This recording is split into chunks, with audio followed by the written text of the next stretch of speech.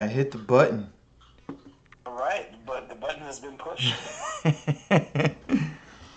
uh, just share it to Facebook. Just 1 second. Oh yeah, it's like that. Let me go ahead and pull up my Facebook. Send me the link. Send me the link in Messenger so I can go ahead and post it to my wall. Okay. If you don't mind, that'd be great.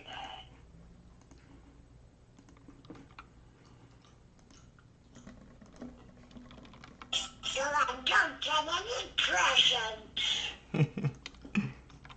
I Okay. was watching. I was watching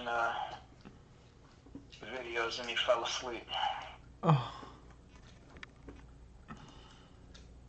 Oh wow. Oh, that's precious. Man, that little dude is just the best. I love that kid so much. Man. If you don't mind me asking, because I know we're on air. How was your day with him today? Oh, dude, man.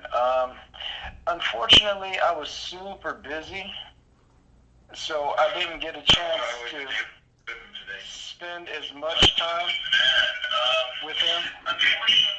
So, yeah, I had to mute that real quick because we were getting a feedback loop. But, yeah, it's like I didn't get a chance to spend much time. I had to get a lot of things knocked out, but that leaves tomorrow wide open. So it's Daddy and Kyle Day, man. We are chilling. Yes. Daddy and Kyle Day. Oh. Tonight's podcast on let me see, on Brother Absurd's podcast tonight. Brother Absurd's podcast Everybody. tonight. It's weird because everybody's going to hear me typing this, uh, typing this out, and uh, speaking to myself as I'm typing this and I'm on the podcast. This is literally a surreal moment right now. It's wild. It's wild. Is it surreal or it's an irony? I don't know. I'm I'm often in the midst of preparation. Right. It's like I plan to actually get this posted to my wall before we actually went live, and because my schedule was what it was tonight, I did not get a chance to. So we're doing it now, and yeah, man, here we go. So I'm all set over here, and I'm gonna close my laptop, and we're just gonna talk on the phone. I'm gonna talk through the phone, but yeah, man. So what's good with you, boy? Ah, man, I had a fantastic day today. I hung out with a lady friend of mine, and Ooh, ooh, ooh. and I like that. it was it was really random. I was it's just like a spur of the moment, like, hey, you know what? Let me see if they're busy, if they want to hang out. Oh And wow. Okay. So was it more of a friendly hangout, or was there a little glitter in the gumbo there?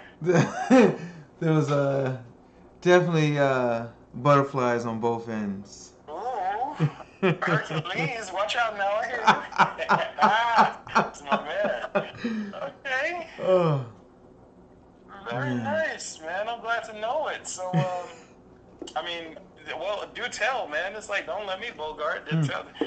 Well, to the degree that you're wanting to divulge, but yeah, man. It's Yeah. like fill us in.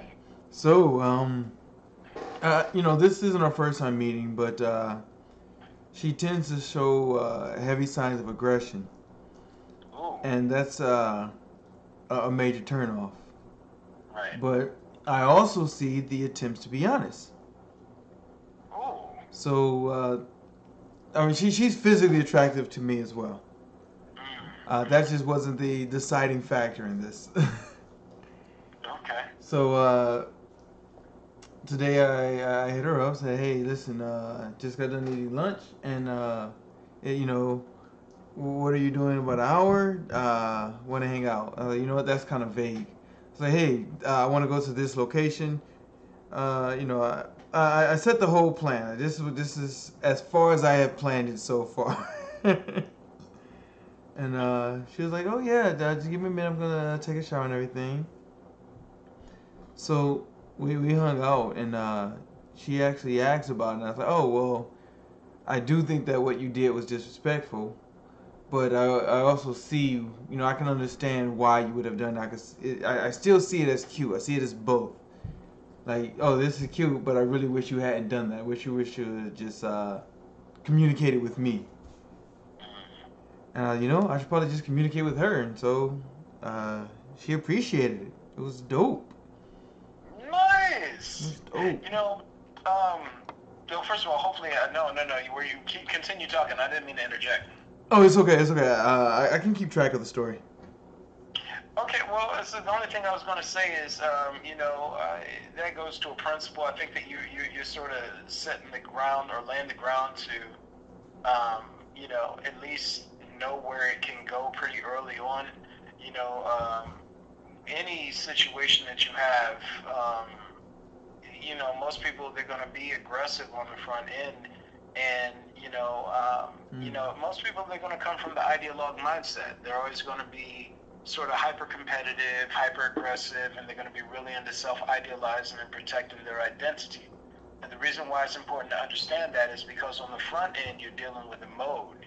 It's like playing the first level of Super Mario Brothers. You know what I'm saying? Oh. So don't play the person, play the mode. And if you understand that there are triggers there and like little landmines and all sorts of shit that you got to sneak around, don't get mad when what do they call those things? A Goomba. Oh. It's the first level of Super Mario Brothers ends you because you didn't step on it. You know what I'm saying? Don't play the person, play the mode. Like, okay, well, since I know how narcissism works and I know that through the socialization process you're going to be narcissistic, how do I play the mode? Okay, so these are going to be the things that trigger you. You're always going to be trying to defend your identity, which means you're not going to want to admit when you're wrong immediately, which means that you're always going to be on the defensive, and anything that seems like it's a character attack is going to automatically trigger you. So, all right, so this is what I'm working with. Okay, so how do I get the person? How do I get you out of the competitor mode and into personhood mode? And that becomes the thing. So what you did was sort of nudge things in that direction by just starting off honest. Yeah. And I'm gonna say it like this. One thing that I would add to your verbal arsenal when dealing with her is this statement right here. Look, we either trying to understand each other or we're trying to be right, but never both. I'm trying to understand you. Understanding you is more important to you than proving to you that I'm right. In order for this to work, you've got to have that same mind. I need you to prioritize understanding me over and ahead of trying to defend your identity and defend why you feel you're right. As long as we understand each other, everything is smooth. But the second we start trying to compete to see who's supposed to win is the second everything starts crumbling. Mm-hmm. And that's what I gauge, who I want to be with based off of. Can you think beyond, protecting your and defending your ideal of right? Can you think above and beyond your inner sense of justice? That's the key. Yeah. You feel me? Wow. Like, so some of that I've been doing it, but it's amazing because you weren't there. Right. Like you weren't there, but you described bits and pieces. Like you described way more than what I did. Uh-huh. But just the tactics involved of that particular line. Hey, someone is either trying to understand or trying to be right. Uh-huh. And uh-huh. So part of the conversation occurred where I was being accused of not attempting to understand properly, because we can both acknowledge that I'm intelligent, And like, sometimes when I'm saying things, I kind of know, I kind of, feel that you know what I'm saying. Like, well, I do have an idea of what you're saying, but I don't just assume that I'm right. So me asking questions is me trying to understand. And then I had, that principle had came to mind that when you just know that you're either trying to understand or trying to be right. But I didn't think about the rest of what you said about, hey, listen, this is what I'm doing, and this is also what I expect. I didn't set those expectations. It's still early though, and that's the idea. The reason why I'm giving you, or the reason why it's like I'm making it. I'm not saying giving you. The reason why I'm making it a point to sort of cover these talking points right now, and allow you to sort of develop the conceptual tools and the language modeling. Do you understand what I'm saying? When you have language modeling, then you know to take it to her next time, so you can get that shit like sorted out on the front end, save yourself a lot of heartache, and like every time y'all about to argue, look, hey, this is about to devolve into an argument. Fuck that bullshit. I'm not trying to argue with you. If you want to argue with somebody, find somebody else to transfer your rage into, but right now I'm trying to understand you. Something is wrong, and you're a priority to me. Your experience is valuable to me, so I'm trying to figure out what the problem is, not just be something you want to dump your rage into. Fuck the rage. Fuck the rage. Like, yeah, I know that you feel intense, but dumping it into me isn't going to make it go away. You're going to actually have to work through this shit, so let's unpack it together. I'm here. What you got? Let's go. That was like fucking awesome. That was amazing. Well, I wouldn't be much of an avatar if I couldn't articulate it. But yeah, but that's the point, man. It's like, I'm glad that you appreciate it, but it's like, I'm not even saying that. I'm saying that more along the lines of, like, these are things that can save you a lot of headache on the back end if you learn how to put these sort of systems in place in the front end. And you're one of the most intelligent people I know, that I'm happy to know. So it's like just figuring out, again, you're not playing the person, you're playing the mode. If you're playing the mode, then you like, okay, so right now, basically what we're doing is we're sort of laying down the hacks. Do you understand what I'm saying? So it's like, instead of like, so instead of you having to go and jump and do all those extra things, why not just go in and just glitch the code, just sort of tweak the code on the front end, so that, maybe they're not bound to the program. Yeah. Pull the plug. Yeah. I need you out of this mode. I need you in a mode of understanding. I need you in an adjustable mode. In an adjustable mode and in autonomy. Again, here's something that I really want to like drive home with a lot of people, right? We the socialization process, it grooms us not just to be narcissists, but it grooms us to run on the mode. It grooms us, it trains us to not think for ourselves and to instead allow like systems and people and authority figures and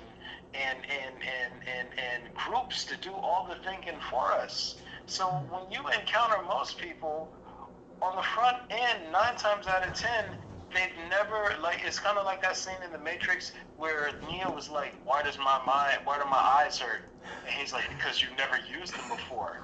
So when you're dealing with these people in these relationships, they're gonna be like, why does my head hurt? Why does my heart hurt? Because you've never used them before. Wow. Okay, that makes sense now.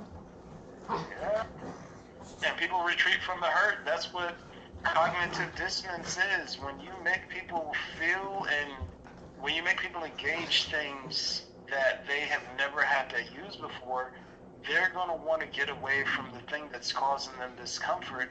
And you're going to kind of have to be patient with them and let them ride it out. Like, no. You're gonna bear down through this. I swear it only sucks on the front end. Once you get past this hump, you're gonna be straight for life. Like, regardless of how long you and me are together, once you get past this hump, you're gonna be straight for life. This is life hacks right here. Yeah, that's how we roll, brother. Oh man. Get her So done. the topic of this particular podcast, if anyone has read it, is Donald chatting with Abby about friends, and as you all can hear, this this is what I look for in friends. This the honesty that you see being displayed. How Donald is communicating and articulating with both the intention to understand and the intention of being understood. And hopefully I'm doing the same thing. Hell yeah, you fire. I gotta make sure I'm not over talking. That's my thing. I'm like shit. That's my biggest problem sometimes because principles aren't in English. It takes a lot of words to capture principles. It's kind of like when you look at the Bible and you know that everything in the Bible can really be distilled down to what just basically everything Jesus said in the gospel scriptures. You could literally throw everything else in the Bible away and just focus on what Jesus said in the gospel scriptures, and it would still stand as a solid work. Period. Because they're all principles. But when you start, sort of trying to make it digestible, you have to use a lot of words. So that's why I tend to be verbose. I'm like, I have to supply a framing in order to drive home this point. And people are usually happy by the time I drive the point home, but it's like, I just, when it comes to dialogue, it seems unbalanced in terms of the amount of talking I do versus the amount of talking other interlocutors are able to contribute to discourse. I I do understand that how I see it a little differently. Like I see it as wells of information, and while we're both attempting to pour into this fountain of understanding, you simply have more information to pour. Oh, well, that's a beautiful framing. Why, thank you kindly. So, thinking on the subject of the podcast, let me tell you how dope you are. I'll be honest with you. When I first got to Arizona, I wanted to look you up, but I didn't know what to make of it. I didn't know how to. I didn't know. It's like it seemed like I think at the time Yana was my only friend. And I'm very selective about people who I hang around. So it's like, it's like I didn't know what to expect, man. And I gotta tell you, man, when I met you, it's like it was one of those instant things where I'm like, God, man, I love this guy. This is my brother, man. It was that fast. I was just sitting here, I was like, as soon as I'm in the presence of somebody, your intuition will let you know, hey, this is a good fit, or hey, this is a bad fit. My intuition is very strong because it's like I practice reasoning and honesty. The more you practice reasoning and honesty, is the greater your faculty of intuition becomes. Because again, most people don't understand about intuition is it's sort of like an invisible umbilical cord that attaches you to the system of reality itself. And through this feed, through this cord, reality, the system, it sort of guides you to bond or separate with external values. And if you were able to scale it and look at it from like sort of a macro perspective, all of these little nudges to bond with this person here or to separate from that person over there, they ultimately translate into autonomy for a much higher life form. So in the same way that you can look at your cellular building blocks on your arm or perhaps on your hand when you're like, either protracting or retracting your digits, you look at your hand as you're opening and closing it. If you could look down into the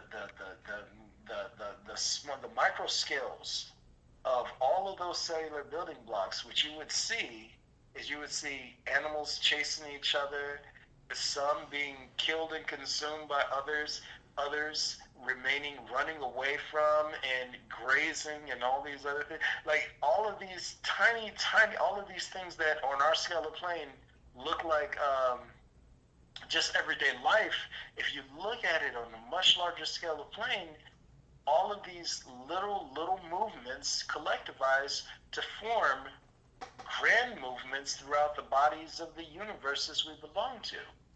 Now, the reason why I mention that is because it goes back to the thing of intuition. Intuition, it's a sensory faculty that connects you to the body of your larger hosts, and your larger hosts connect to you, and the system will say it'll override you sometimes. It'll be like, go left here, and you won't know why you're supposed to go left there. You go left there, and all of a sudden you're in the flow of life, and things are happening for you, and you're sort of protected, and like things are going right. This is how it goes. So it's like when I came around, my intuition is very strong. I came around and I hung around. I was like, okay, so I don't know what to make of this guy. It's like sometimes he comes across as a little intense, but hell, I'm intense. So I don't know, like, is our intensities gonna fucking like match or whatever? And I tell you this right now, man, I'm so glad that we got a chance to fucking kick it, brother, because it's like you're one of the dopest people I know, and the honor and privilege is mine. It is a pleasure on my end as well. Thank you, Connie. So yeah, that was a lot of words I just used. Man, so now that you mentioned like you really know a lot of things make sense. Like when you brought the shots over. That's that. There's a reason. There was another reason behind that. Oh. The shots and stuff like that. That was kind of more for me, not necessarily for you. It was kind of more along the lines of keep the energy high, keep the energy level high, and just see what it's all about. Like I was there, like sort of. I was just happy to hang out with you, man. And more importantly, it's like I just wanted to have a good time with my bro. Like, you've been cool to me the entire time I've known you. We've been interacting with one another. And I'm like, man. And also, I wanted to make sure that it's like, it wasn't too intense. I wanted everything to be nice and chill because, I'm a thing. And a lot of times people, when they interact with me, they don't know how to interact with me. They're just kind of like, they put me on this pedestal and they're all like super reverent and shit like that. And then when we start hanging out, they're like, oh man, you're just a regular dude. And I'm like, yes, that's what I'm trying to tell you. I'm just chill, man. I'm a chill dude. So yeah. It's fun. Man. Man. So I don't know if I've ever properly thanked you for both the lasagna and the vegan cookie recipe. That cookie recipe has given me a lot of goodwill. Hell yeah! Hey, you baking them for the ladies? The ladies, the friends, they're really good to share. Like people bite into them, they're like, "These are vegan." Like I know you told me this would happen, but still to see it for myself. I'm like, these are vegan. They're like, is this your? I'm like, this isn't my recipe. This is someone else's recipe, and I'm just sharing it. Hey, no. It's like, cause it's like, look, here's the thing. It's always gonna be, regardless of, there's always gonna be one molecule of flour more than I use or less. You know what I'm saying? It's like it's a recipe. You don't have to say. People are like, it's your recipe. It is now. so, yeah. But it's like, hey man, you better get some love off of them, man, from the girls. You sit here like, girls, taste this deliciousness. Yes, I'm Absird Charles. Kiss my hand, girl. Hey, how you doing? I'm just playing. I be talking shit. Brandon, yes, I see your comment. This is live. Donald's on a phone call. Well, as you can tell by the sign, I'm chilling in my living room. Thank you for joining in. Thank you for watching. You can keep commenting. We're just gonna keep talking. This is man. So Donald was Yes, sir. one of the first people who I saw actively attempt to understand. I feel this is a great time to give Emily a shout out. Emily, I know we only hung out like 2 times, but you're fucking incredible. Uh, Same reason I love Donald, I love you. I love your honesty. I love the fact that you are articulate what you understand, and then you speak whether you agree or disagree. But I love how first you seek to make sure you understand, so that it's easier to articulate how you disagree. That's fantastic. We don't have to agree on things. I love the fact that you try to understand, and you call me out when I'm not trying to understand. And Donald calls me out when my actions don't show that I'm trying to understand. I love that. Oh man. Hey, we bros, man. This is how it goes. By the way, hey, Miss Emily, how you doing, girl? Hey. but, but chilling, man. But yeah, but this is the way it goes, man. And here's the thing. I'm never calling you out. What I want to make clear is the fact that it's like I always direct my focus on the behavior, the action, the attitude, or the outlook. It's never the person. Okay. Because here's the thing, at the core of who you are, you're a good dude. So it's like if something is off about a particular behavior or maybe a way that you're looking at something, I'm going to ask you deeper questions, because it's like it's not for me necessarily to make you know that you are wrong on any level. It's more along the lines of nudging you in the direction so that you can see yourself from the outside and adjust accordingly. Like this, that's the most important thing. You can't and I'm about to have a podcast with my brother Ruben here in a couple of days, man. But he has a beautiful story, and I don't want to get into it too much. Okay. But something he was talking about something that had a power and influence over his life. You know, he decided to distance himself from the thing, and then how he chose to distance himself was he made it available to himself and chose not to engage it. Oh wow. And the reason why that's so powerful, because in his words, and I don't want to preempt him in any way, shape, or form, but he was like, you know what? If and I'm gonna have to paraphrase it because it's like I'm gonna say it in a way that he didn't say it, so that he can say his thing, he can share his story on his own terms. Okay. But if my separation from the thing is conditional, if my separation from the thing is conditional and relies on something other than my own willpower in order to keep me distanced from it, then I'm still a slave to it. And this is the reason why when let's say you have a behavior that needs to be adjusted or whatever, I can't be the voice of reason that always interjects.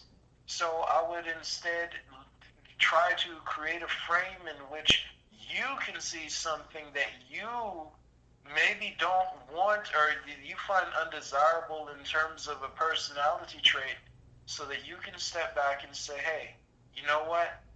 I don't want to do that, and these are the steps I plan to take to make sure that this is not part of my outlook moving forward. Okay. Do you understand what I'm saying? Okay. Yeah, so it's never about me necessarily having to check you. It's more along the lines of like, yo, hey, is this the direction you want to go in? And then when you start asking yourself deeper questions and start sort of examining things from the outside, then you'll be like, okay, yeah, nah, maybe that's not the move. And then once you arrive at the tool, you create the tools for yourself to make sure that you distance yourself from whatever you feel is problematic, then it's yours forever. That's your key to the gate forever. And you don't need me from that point. Which is one of the main reasons why I love talking to you and hanging out with you. all these things, all these principles I've been sharing them with everybody. You're one of a handful of people who actually tried to understand to a point that the tools became yours. That's beautiful. I don't want to be anybody's answer. I want to point people in the direction of reality and help them find the tools so that ultimately they don't need me. Yeah. That's what makes you great to me. I'll be perfectly real with you. Like, no offense to you in any kind, but reality is a lot more convenient than you are. Say what now? Reality is a lot more convenient. Yeah. That's a true story. That's a true story. It is. But I like it that way, though, because it's like, again, think about it like this, right?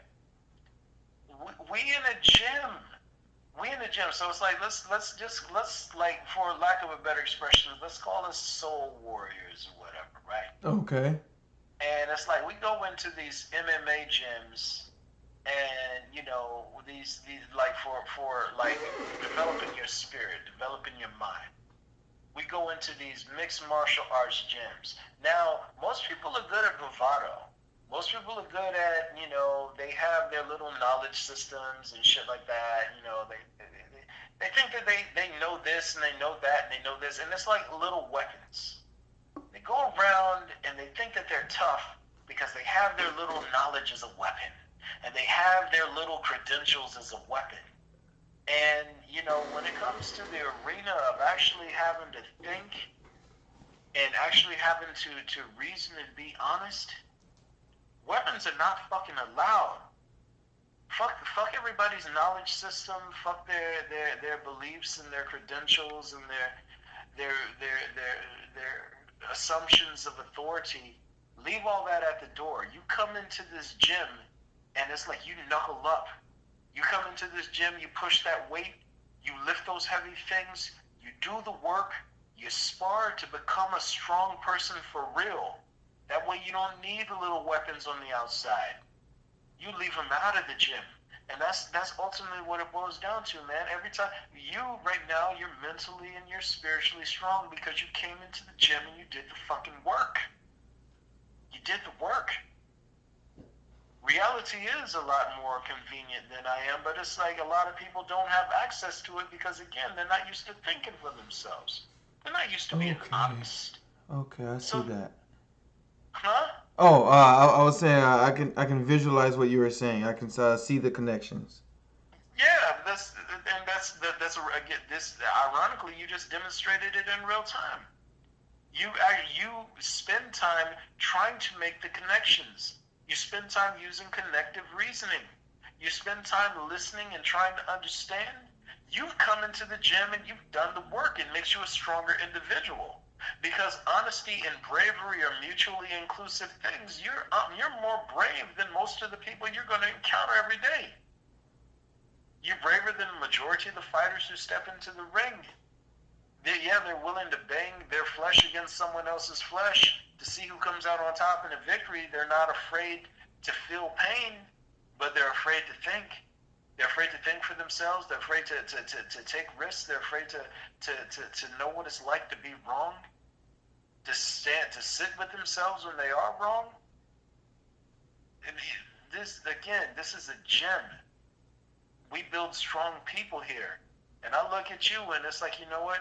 When I look at the tools that you have, that you've taken away from all the things that we've discussed through the years, they're not just things that are conditional, that are linked to me anymore. These are your tools. You did the fucking work. So I'm sitting here and I'm just fucking proud of you, just watching how far you've come in terms of understanding, because you weren't afraid to try to understand. Yeah, reality is going to go a little bit easier on you than me, but it's like, you know what? I come from the tradition of being an ideologue myself. I come from the tradition of knowing what it's like to be deathly afraid of everything all the time, and afraid that something's going to come along and invalidate my little fledgling identity. Being afraid of my own fucking shadow. I know what it's like to be scared all the fucking time. And so it's like, yeah, I'm gonna be a little bit tough on people. Like, no. Fuck the chicken shit stuff. Let's rock it out. Let's tough up. Let's toughen up. Oh man, that example of being in the gym and well, quite literally practicing using connective reasoning, and then going to a battle against bravado. It's I don't know who it was because I don't necessarily know names, but I remember during the pre-matches, one person was, you know, had a look of determination, and the other person's doing antics and being wild and putting on a show to hype up the crowd. Nice. And yeah, then that's good. when it got into the ring, like, because the one who was doing antics was being blatantly disrespectful to the other. And when it got into the ring, none of that mattered. The person who was determined was like, do. It's like it was a quick match. It's like, Dude, wow. I'm gonna tell you this right now. That's such a common story in fighting. It can apply to literally thousands of fights. It happens so often. We could actually make a reel. The people do make reels of it when bravado, when the tough acting guy gets washed. Yeah, it's like I'll send you some links. Like there's several videos about that, man. It's wild. Oh wow. Yeah. Well, yeah, it's like, at a certain point though, because I still want this to stay on the subject of friendship and association. It's like at a certain point, as you as I do the work, because I see bravado a lot, and oftentimes I ignore it because it's I don't feel it's worth addressing directly at that time. Right. It's just like, because otherwise I'll spend the entire time pointing out bravado and not actually appreciating the person. Right. And I know that there always reaches a point where I'm like, yeah, I can't say nothing. Saying nothing is no longer an option. And there have been a few people who, you know, I've directly said this to, and you know, there are a few responses that I've noticed. Some have lashed out and pointed out my flaws, which is ironic because I enjoy having my flaws pointed out. Hell yeah. So it's like they're trying to hurt me. Like, well, this is where you're fucking up. I'm like, you know, I bring up my notepad. All right, where am I fucking up? What I gotta work on? Give me something to improve. I want to keep fixing me. This is fun. Hey, that's what it. Hey, keep going, yeah. So some lash out in an attempt to hurt me, and then the ones that I immediately cut off are when the blame is immediately redirected. So the ones who lash out tend to be like, well, I'm doing it, but we're both doing it, and I appreciate that a lot more than, well, no, you're just wrong. It's like, oh, okay, please, what are you doing since what I'm seeing may be wrong? It's like, no, I'm just being good. Like, all right, so we've talked about this before. Good doesn't really mean much to me. I need you to be a little bit more specific to correct what you're saying, because these dots aren't connecting. And then it's like, well, it's blah blah blah and blah blah blah. Oh my goodness, no, I'm not dealing with this headache. I'm not about to unpack this for you. You got to work on that on your own. Bye. Hey. I'm with you on that, man. It's like, yo, hey, so basically you don't like deflective people. And basically what you just described is you don't like a narcissist. A narcissist is a person who is deathly afraid. First of all, a narcissist is a person who is addicted to their identity. They're addicted to self-idealizing. which means that anytime something becomes a hit to their identity and or represents something that can possibly devalue them on some level, they instantly go into this immediate withdrawal, this painful withdrawal. That's what cognitive dissonance is. So when a person experiences cognitive dissonance, their pride won't allow them to consider reality. Their pride just won't allow them to consider reality. It causes them to have an allergic reaction to the reality of a situation. So they just kind of keep doubling down and like circling back to their inner story and their inner sense of justice. And as such, they can never really tell the difference between their feelings and beliefs and what's actual within and happening within reality. So they'll sit here. And the other day I was talking to this guy. His name was Brady. I ended up blocking him. But Brady, he's been coming to my post for years, man. And the only thing he does is he just makes assertion after assertion after assertion. And you're like, yo, man, can you source that to something?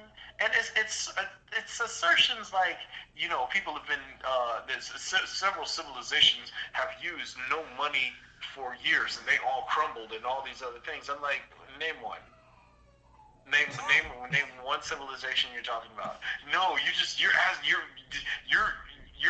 that's red herring. This he starts making all these accusations. I'm like, I asked you to cite an example of something you claimed there were several of.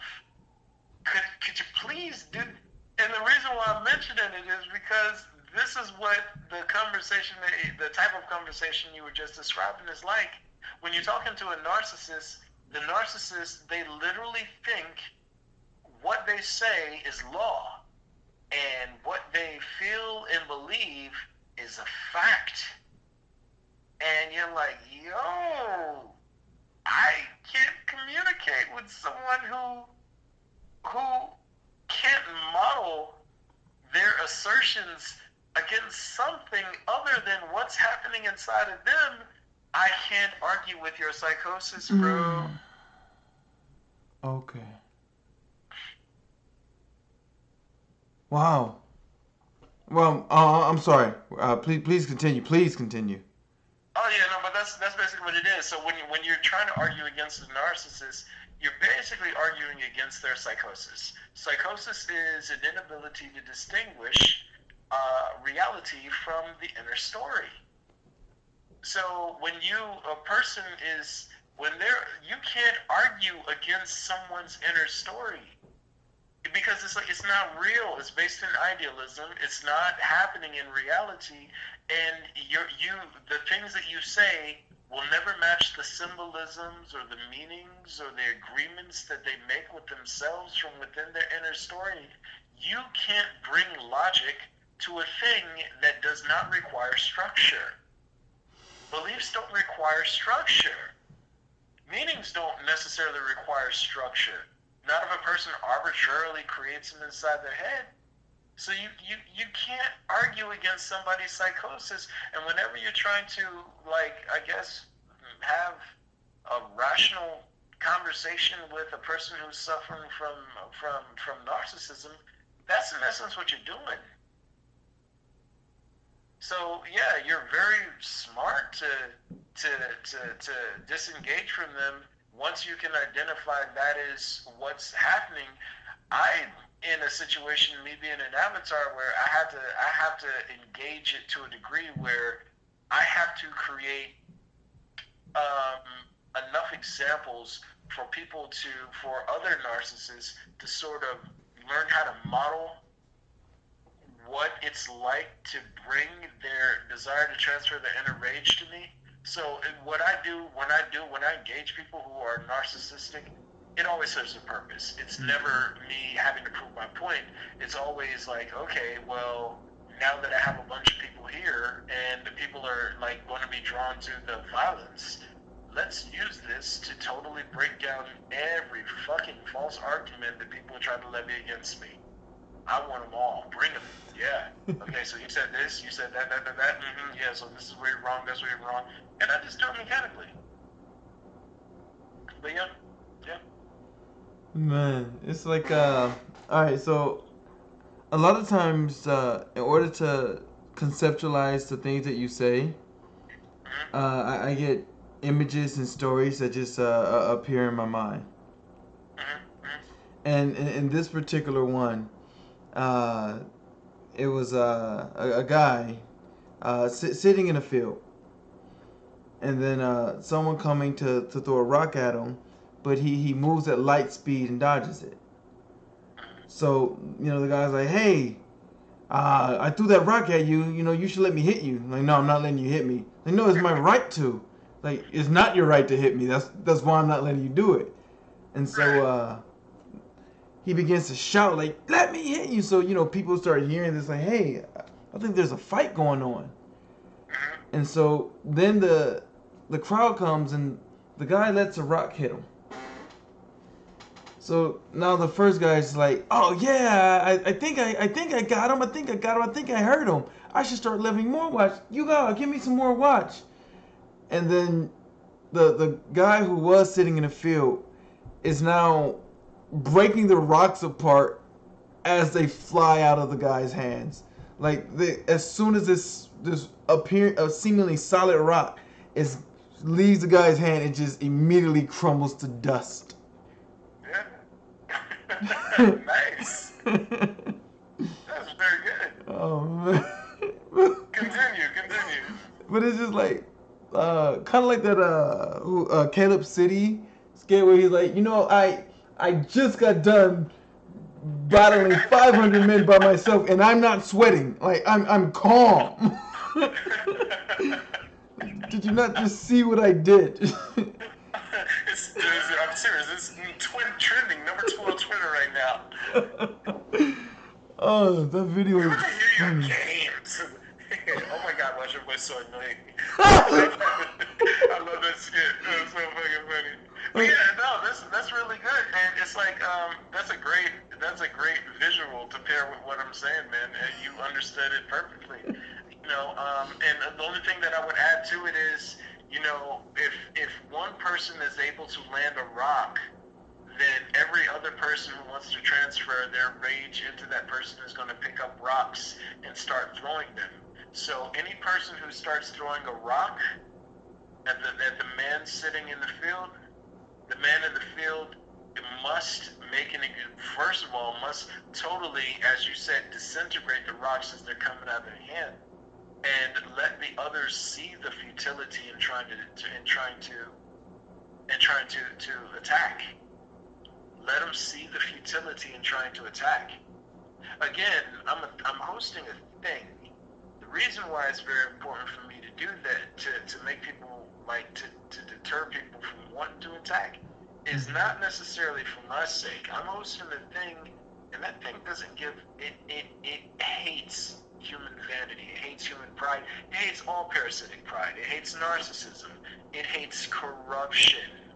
And anytime anybody tries to release any type of rage into me, they are in essence aggressing against this thing. This thing does not stand for it. Reality does not stand for it. Reality hates corruption with a passion. It does. So it's like, yo, you want to try to attack me? And me understanding what's going to happen to every single person who tries to aggress against this entity I'm hosting, and me, because they feel that they feel that somehow they hold some authority and entitlement to release their rage into me. It's like, yo, because I see what's going to happen to them, I make it a point to dissuade people from engaging in such things, because I know the payoff is way worse. The payout for that type of behavior is way worse than anyone could imagine. Like you can't.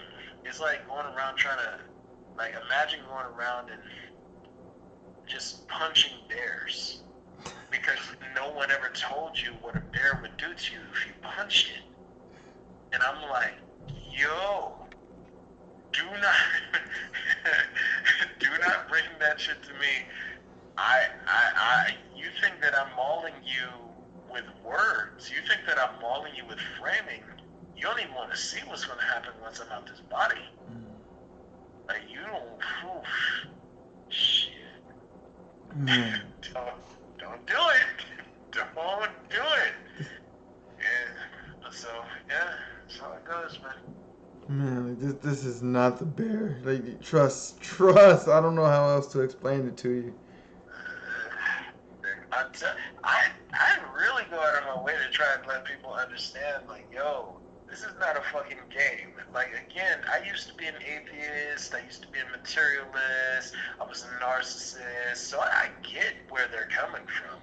It's like, you know, I spent a good deal of my days tearing down people who were of the ethereal bent, who believed in things that were intangible, and yeah, I was a pragmatic asshole. Oh yeah, but can you prove it through human instruments? Yeah, that was me. I used to be that guy to some degree.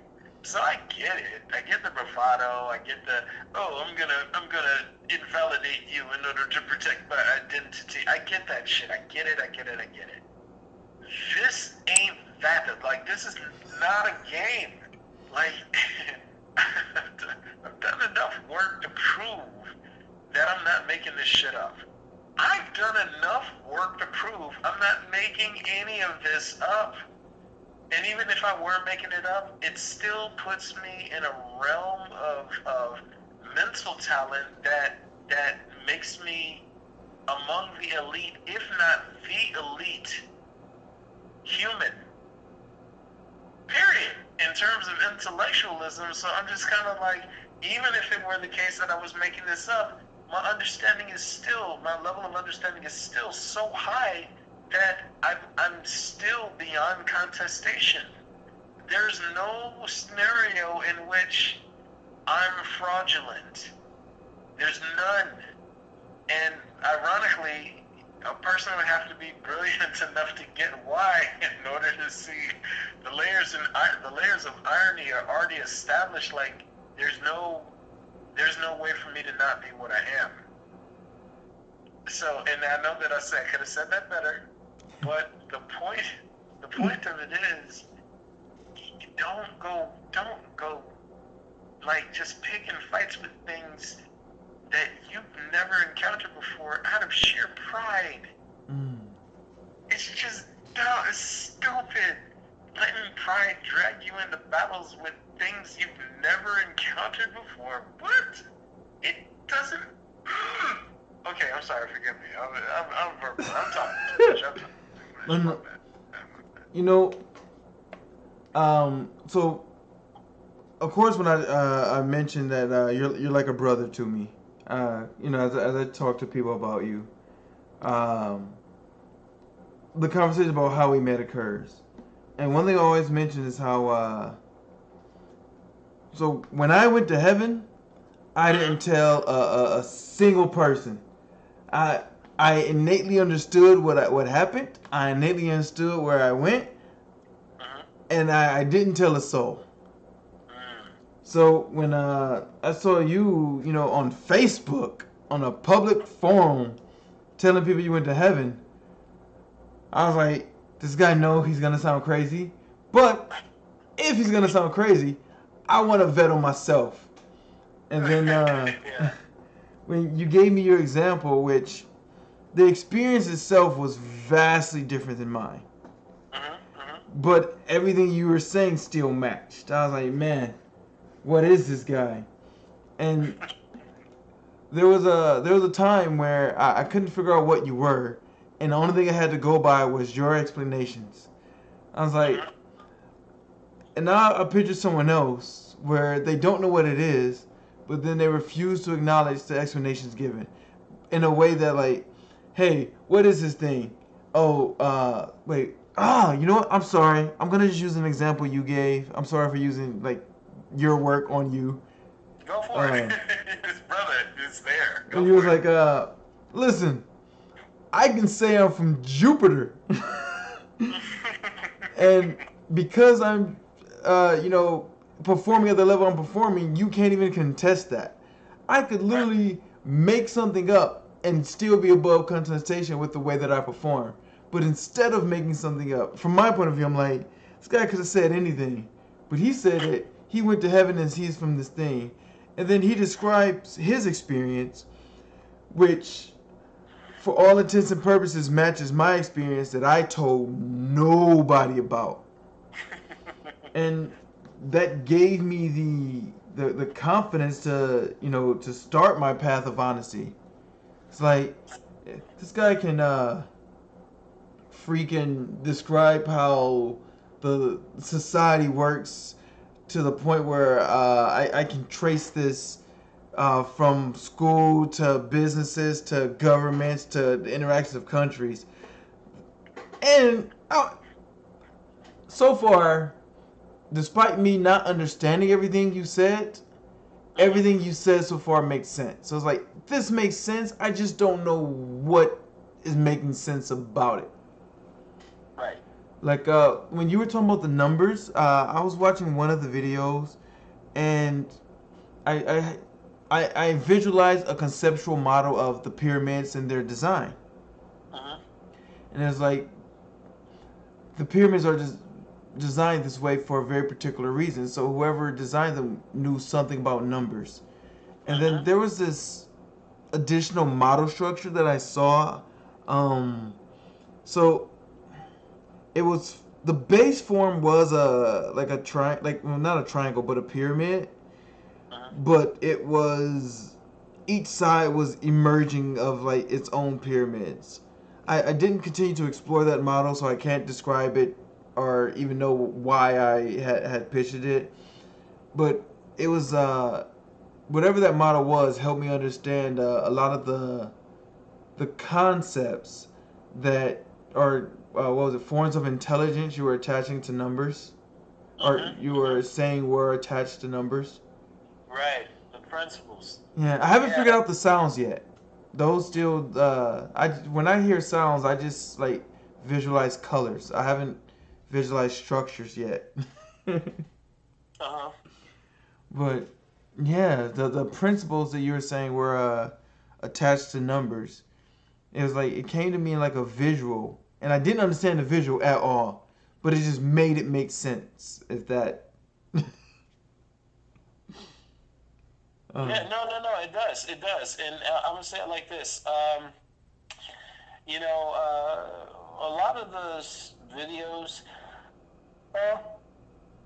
Pardon me, it's a little bit later over here, so forgive the yawn. A lot of those earlier videos that I did, especially with universal math, and then the what preceded that was the true significance of prime numbers. I was just learning how to translate principles into English. So think about it like a bunch of images that just sort of get cast in your head. Think about like, okay, so imagine all of a sudden someone imbued you with this ability to be a master mechanic, right? Only problem is they didn't give you any of the names of the parts of the engines or of any of the cars. So it's like, imagine that you just had this vast awareness for how everything worked mechanically, but you didn't know any of the words that you to use to describe the parts of the thing that you were supposed to be an expert in. That is basically how it worked for me. So I could see these principles, like in universal math and all this stuff. I could see the principles, but it's like, you're kind of like, well, shit, human words don't match any of this stuff. So you become a makeshift lexicographer, and as such, you sort of start learning how to use words to describe things that you can see, but the things that you see, they don't even have static physical structures. They're just kind of like, I don't know how to describe them, really. Wow, I guess they're just these forms, and I'm not even looking at them like with my physical mind per se, even though I know if I were hooked up to an fMRI scanner, you would see my visual cortex fully engaged. But yeah, man, it's like, dude, it's very similar to like having synesthesia. Well, I do have synesthesia, but it's very similar to like when you're trying to play the color red in a chord. When you're trying to play red in a chord, or when you're trying to use the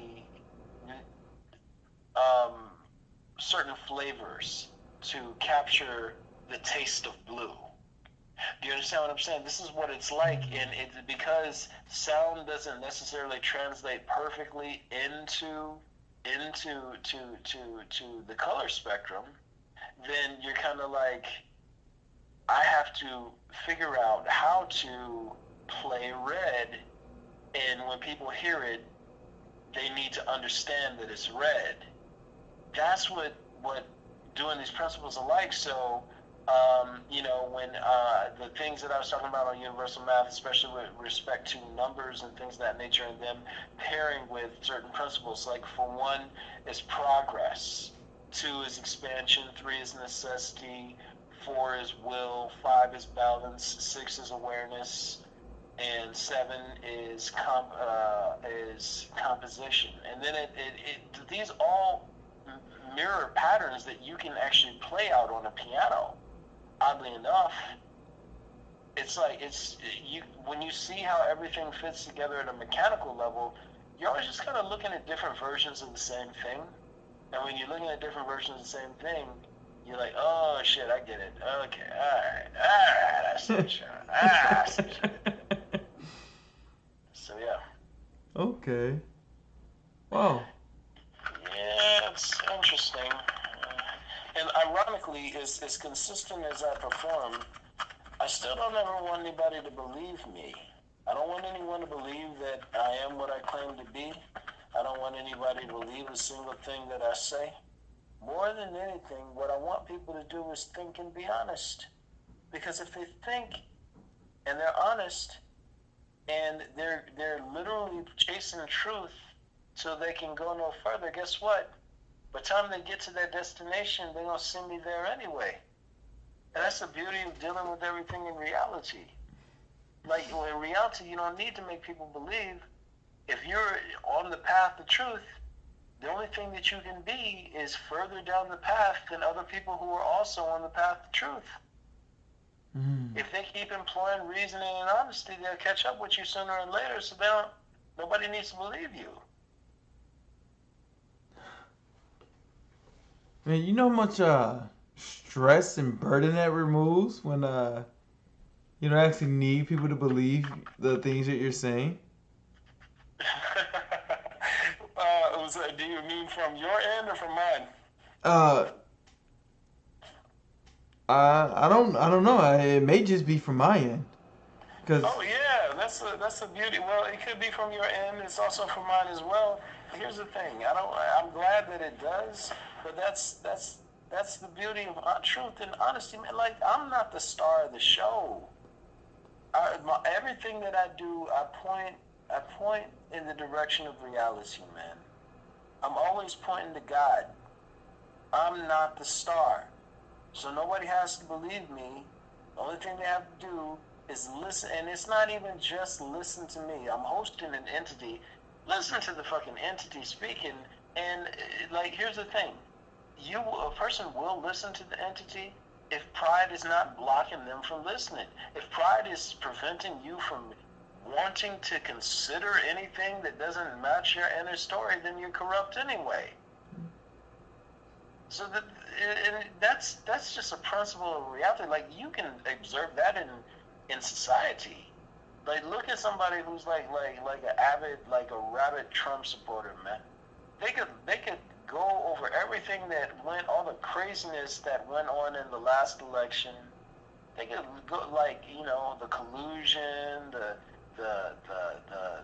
theft, the corruption, the all of it. It was bad. And they could, like, spin it in their mind that it was all made up and none of it was real, with all these bodies of evidence just out there.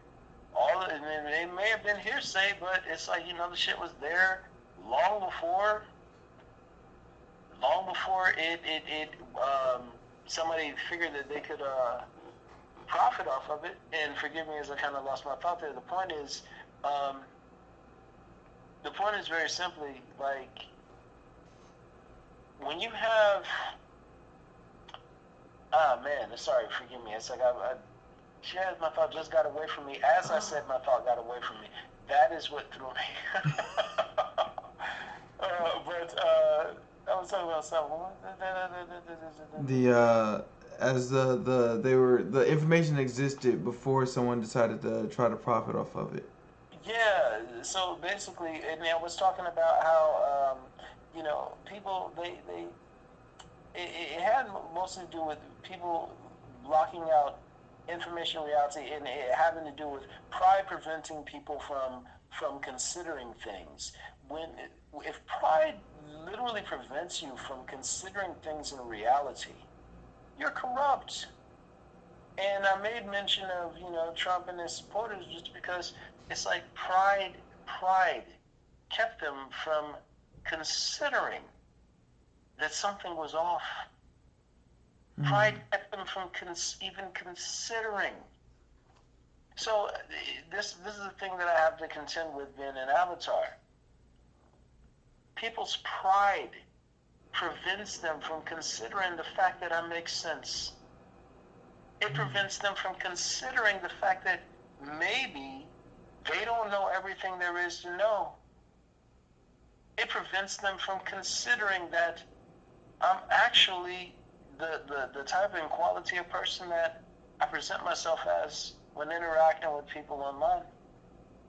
They have to cling to this story that somehow I'm wrong, somehow I'm defective, somehow I'm broken, and their pride won't let them see anything other than that. And the reason why I mentioned that in relation to corruption is because I want you to imagine your body, a cellular building block on your body, cannot sync up with a body because it's lost in the idea of itself.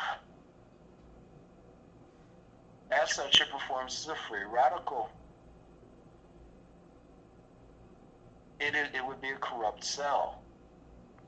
This is the way it works at the mechanical level on all scales of plane.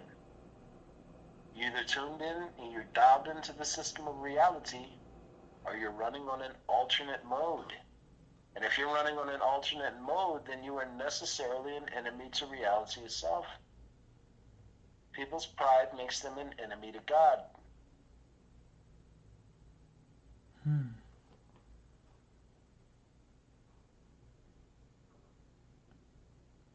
I'm sorry about the awkward silence. No, you're good. You're good. I'm talking too much, bro. Oh man. Like it was when you were saying how their pride makes them enemy to God because pride actively prevents information being considered. And then I was looking at how pride says I'm right. And if I'm right, then the only information that matters is information that also says I'm right. It's like pride seeks agreements. Yeah, yes. Like, how dare you not agree with me? How dare God not agree with me? Yeah, how dare that's exactly what it is. How dare God not agree with me? Who does it think it is? And like I said before, on many occasions, it's like for humans, corruption is it could be necessary. It could be summated as an attitude. Look at all the people who have an attitude with me. All the people who have an attitude for me for not edifying their feelings and beliefs, and more importantly, for making sense. They're all aggressive. Who does he think he is? And I tell them what I am. Every time. Hey, yeah, I'm the successor of that one guy. The namesake of your religion? Not even playing. Host to the same thing he was hosting. You're going to get yourself in a lot of trouble. You keep on that path.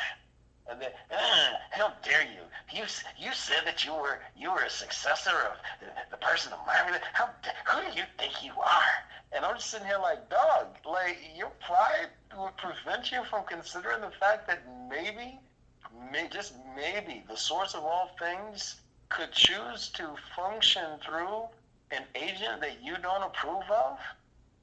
Like, are you really so vain as to think that reality must go the paths that you think it needs to go in and use the vessels that you deem fit? Are you fucking out of your mind?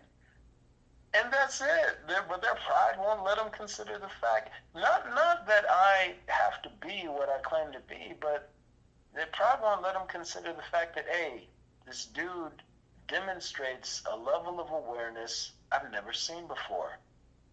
He demonstrates a level of capability I personally never seen before.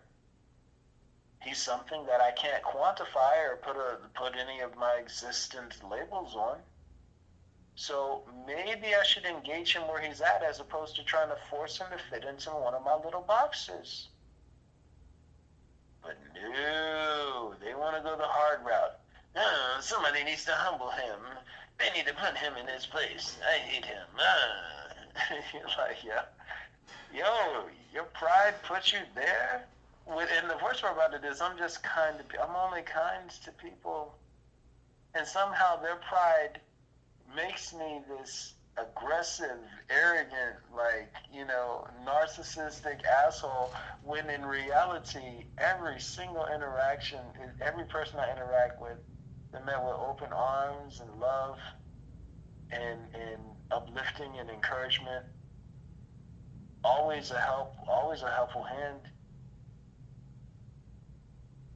Always ready to throw himself under the bus, always ready to jump in and get his hands dirty to try and make something better. See, this is not self-idealizing. These are things that I practice. And somehow people's pride still lets them believe that I am evil and defective, when in reality, I'm anything but. I like how the things you're saying are true, are both literal and figurative. Yeah, of course you're smart enough to pick up on that, but that is what it boils down to. Yes, man. I'm good, and just piggybacking on what you just said there, because it's like I'm good literally and figuratively. I'm good literally, allegorically, across the board. Good is being good, meaning a source of comfort. Like, even the people who've made solid agreements with themselves that I'm diametrically opposed to their interest, from a grander scale, I'm still working in their benefit. I'm still working in their favor. There's no scenario in which I'm not what I claim to be. And I do the work. I do the work to be it as well. So, but no need for self-idealizing. No need to, I'm great, I'm this and that. No, motherfucker. Feet to the bricks. Like, if you're not performing goodness, if you are not living goodness, if you are not making impacts onto the world that are gaugeable from outside your own valuation system, then it's all for naught. I don't waste time admiring myself. I get busy trying to get better. I love that right there. I don't waste time admiring myself. I'm busy trying to get better. To be clear, I did hear everything you were saying. Mm-hmm. I don't want to I just caught the last part of it.